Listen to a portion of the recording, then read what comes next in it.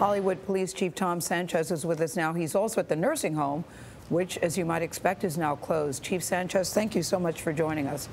This is just a heartbreaking story. Thank you, sir. This is a heartbreaking story on many levels. The ages of the patients, the conditions in which they died, the temperatures, and then to know that the power wasn't working, that the power was working, but the air conditioning was not.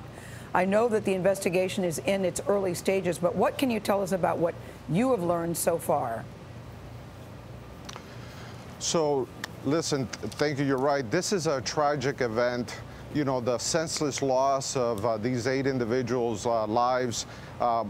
As the timeline you just reported, when the police got here at 6:30, we assisted with the evacuation. As soon as the 158 other patients were evacuated outside the facility, we sealed the facility as a crime scene. We worked hand in hand with Memorial Hospital right next door and our fire department to triage each of the patients, classify them as they're in need of care, get buses here. We inundated the South Florida area hospitals with these patients.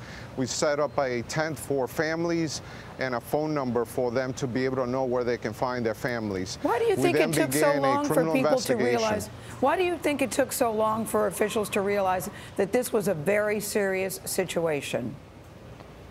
Right, we're looking into that now. I can tell you that it's not uncommon for fire rescue to respond here.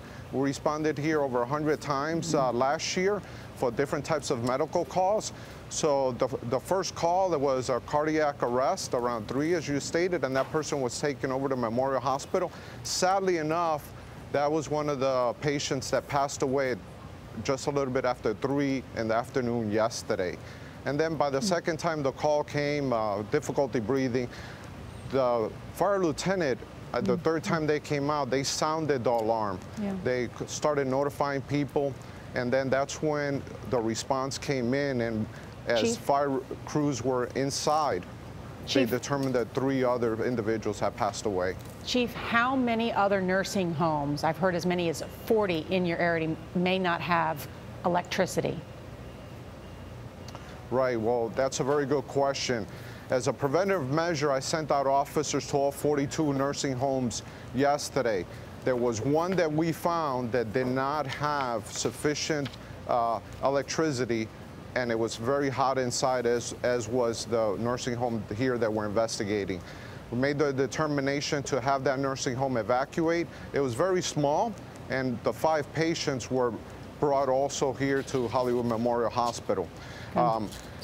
You know, I can tell you that one positive of this is the department was ready. My day started out yesterday morning addressing 230 police officers at 7 a.m. as they came on shift to deal with the hurricane aftermath. You know, we luckily did not get hit by the storm, but we had extensive damage throughout the city and power outages.